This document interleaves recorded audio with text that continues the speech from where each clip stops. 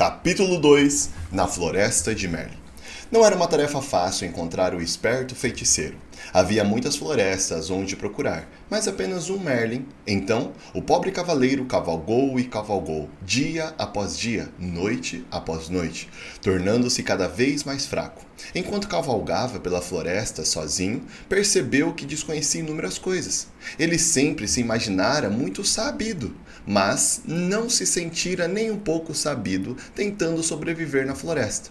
Relutante, admitiu para si mesmo que sequer sabia diferenciar os frutos venenosos dos comestíveis. Por isso, comer era um jogo de roleta russa. Beber não era menos arriscado. O cavaleiro tentou enfiar a cabeça dentro de um córrego, mas seu elmo se encheu de água por 2 vezes e quase se afogou.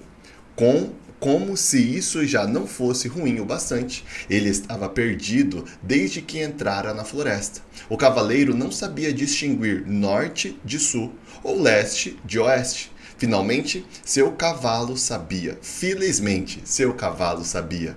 Depois de meses buscando em vão, sentiu-se totalmente desanimado. Embora tivesse percorrido muitas léguas, o cavaleiro ainda não havia encontrado Merlin.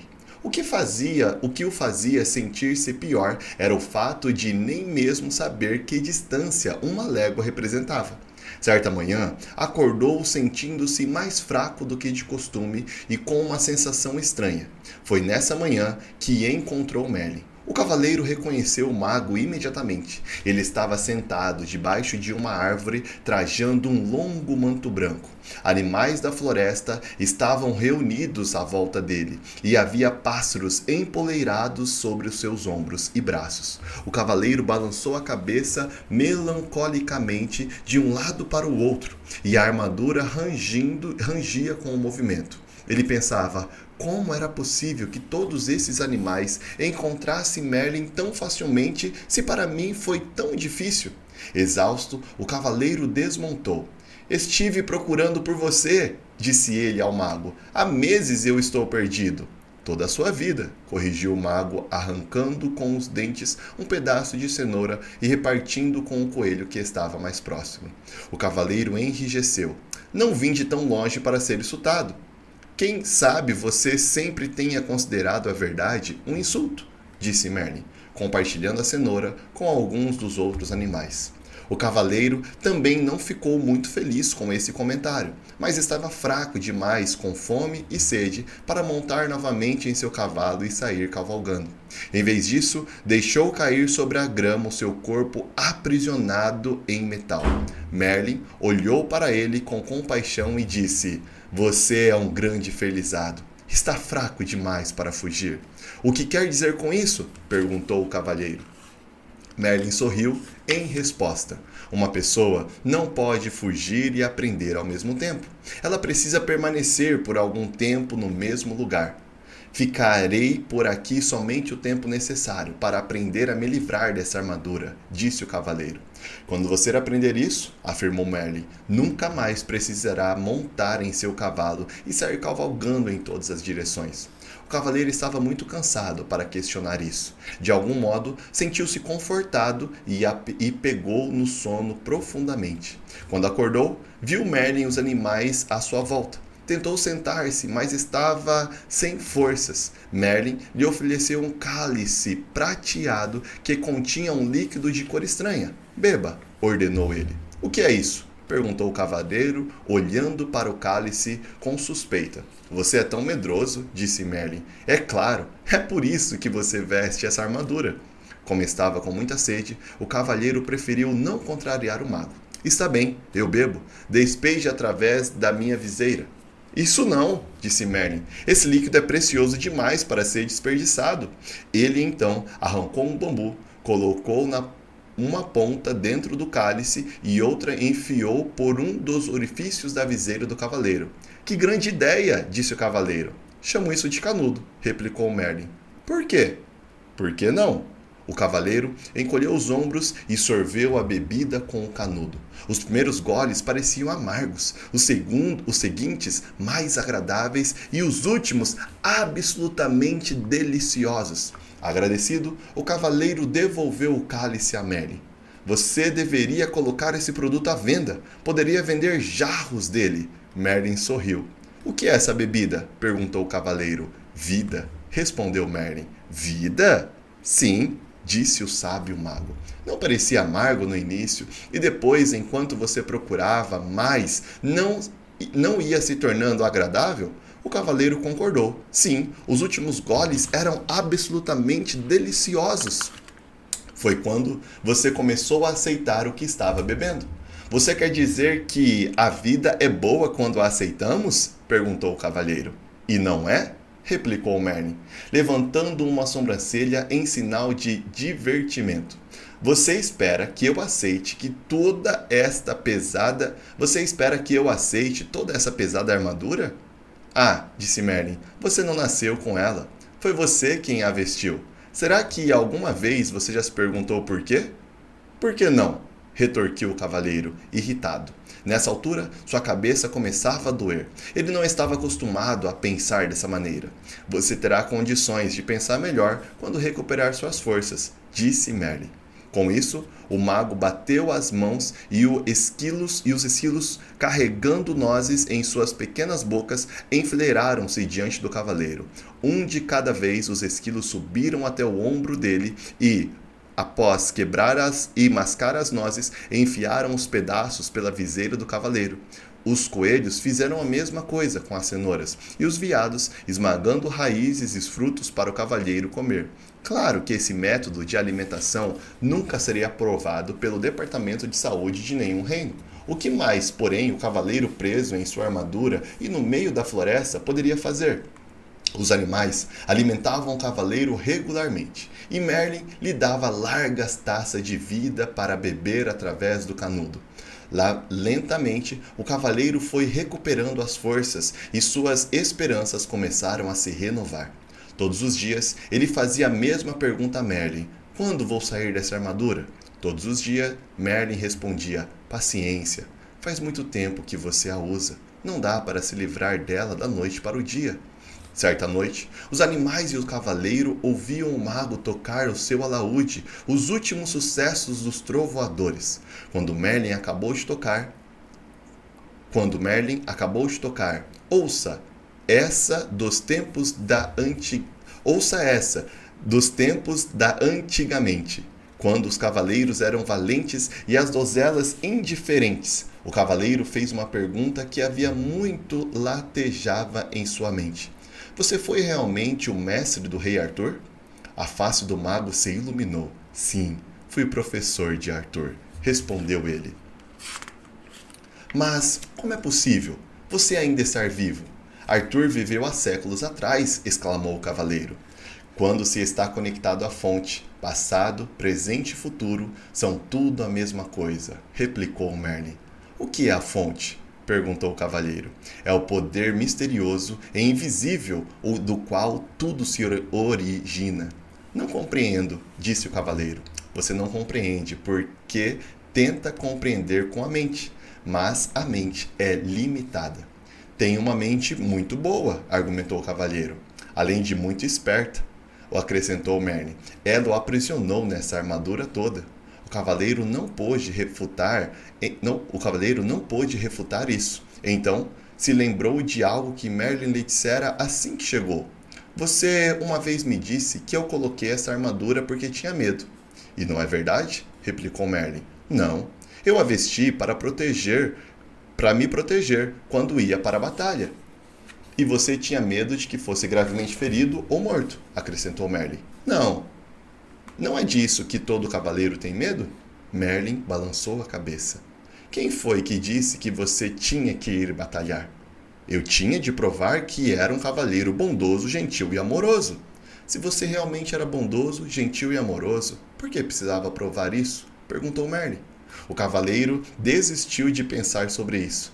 Seguindo o hábito de fugir das coisas, entregou-se ao sono. Na manhã seguinte, ele acordou com um estranho pensamento martelando a sua cabeça. Seria possível que ele não fosse bondoso, gentil e amoroso?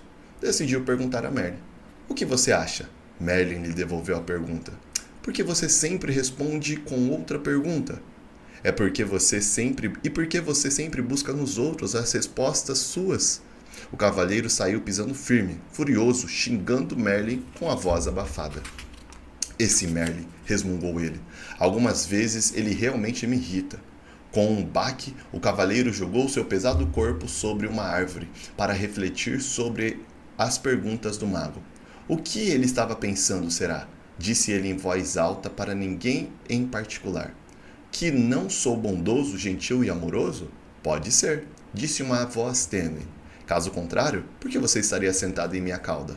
O quê? O cavaleiro olhou para o chão e percebeu um pequeno esquilo sentado ao seu lado. Isto é, ele podia ver a maior parte do seu corpo. A maior parte do corpo do esquilo. A cauda estava escondida. Oh, desculpe, disse o cavaleiro, movendo rapidamente a perna para que o esquilo pudesse rever a cauda. Espero não o ter machucado.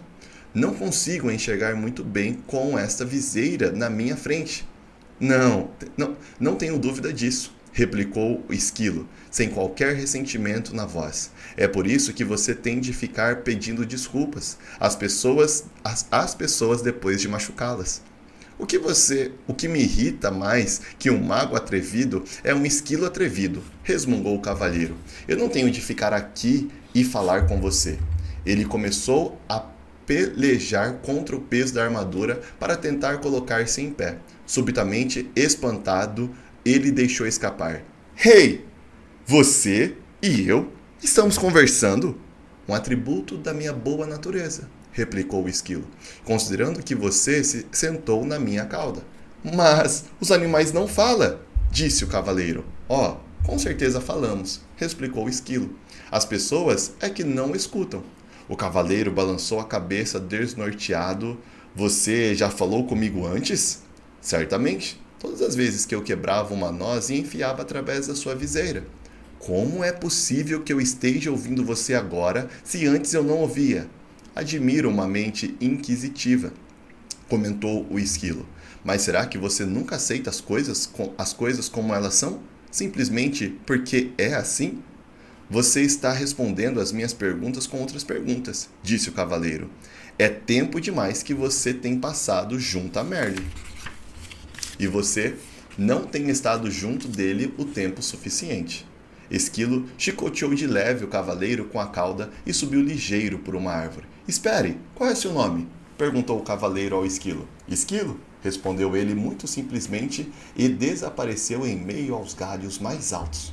Surpreso, o cavaleiro balançou a cabeça. Será que tudo não passara da imaginação?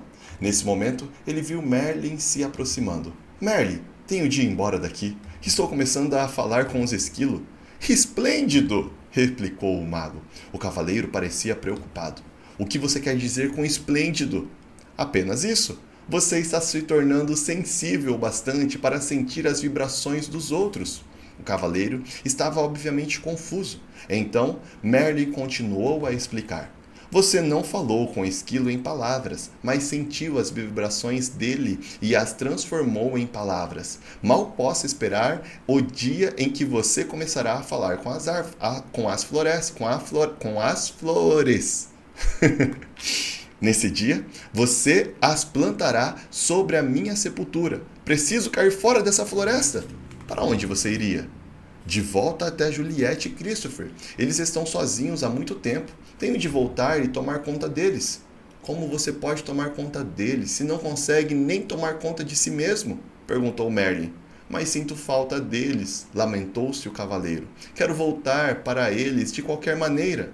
É exatamente assim que estará voltando se você voltar com essa armadura, advertiu o mago. O cavaleiro olhou para Merlin com tristeza. Não quero esperar até retirar esta armadura. Quero voltar agora e ser um marido bondoso, gentil e amoroso para Juliette e um ótimo pai para Christopher. Merlin balançou a cabeça compreensivamente. Em seguida, disse ao cavaleiro que voltar para dar de si seria um adorável presente. Lendo de novo esse parágrafo. Merlin balançou a cabeça compreensivamente. Em seguida, disse ao cavaleiro que voltar para dar de si seria um presente adorável. Entretanto, um presente para ser um presente tem de ser aceito. Caso contrário, torna-se um obstáculo entre as pessoas, acrescentou o mago. Você quer dizer que eles podem não me querer de volta? Perguntou o cavaleiro, surpreso. É claro que eles me dariam uma nova chance. Afinal de contas, sou um dos maiores cavaleiros do reino. Talvez essa armadura seja mais pesada do que parece, disse Merlin gentilmente. O cavaleiro refletiu sobre isso. Ele lembrou as intermináveis queixas de Juliette sobre as suas constantes idas às batalhas, sobre a atenção que dispensava a armadura e sobre a viseira fechada e seu hábito de dormir para impedi-la de continuar falando.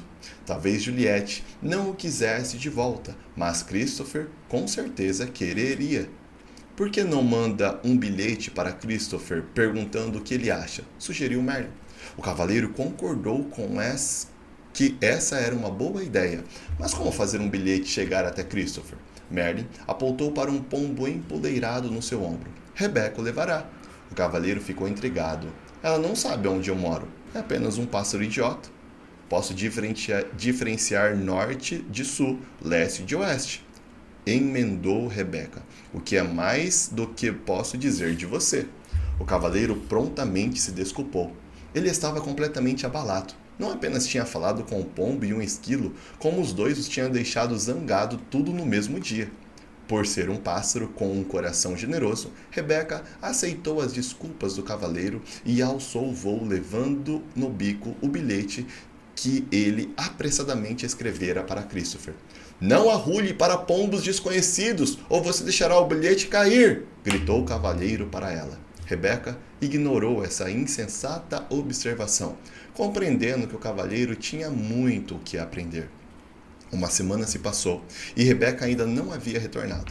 O cavaleiro estava ficando cada vez mais ansioso, temeroso que ele tivesse de se tornar presa de temeroso que ela tivesse se tornado presa de um dos falcões caçadores que ele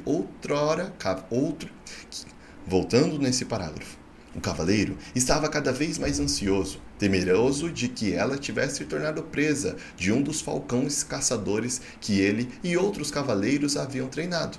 Um tremor percorreu sobre o seu corpo, ao pensar em como pôde ter participado desse esporte tão maldoso. Quando Merlin terminou de tocar o alaúde e cantar. Se você tem um coração pequeno e frio, seu inverno será longo e frio. O cavaleiro expressou sua preocupação com Rebecca. Merlin tranquilizou o cavaleiro, criando um curto e alegre verso. Um pombo tão esperto e que voa tão bem nunca acabará cozido na panela de alguém. Subitamente, um intenso palavreado brotou dentre os animais. Como todos eles estavam olhando para o céu, Merlin e o cavaleiro olharam também. Bem acima deles, circulava em busca de um lugar para repousar. Eles viram Rebecca. O cavaleiro pelejou para ficar em pé, justo quando Rebecca arremeteu ao ombro de Merlin. Tirando o bilhete de seu bico, o mago olhou de relance e disse solenemente ao cavaleiro que era uma carta de Christopher. Deixe-me ver, disse o cavaleiro, pegando ansiosamente o papel. Seu queixo caiu com um rangido quando ele lia o bilhete sem acreditar no que via. Está em branco, exclamou ele. O que significa? Significa, disse Merlin suavemente, que o seu filho não sabe o bastante a seu respeito para lhe dar uma resposta. O cavaleiro ficou ali parado por um tempo, atordoado. Depois soltou um gemido e caiu lentamente ao solo. Tentou conter as lágrimas, pois cavaleiros com armadura brilhante simplesmente não choravam. No entanto, sua tristeza logo subjugou. Exausto e meio afogado pelas lágrimas dentro do seu elmo, o cavaleiro então adormeceu.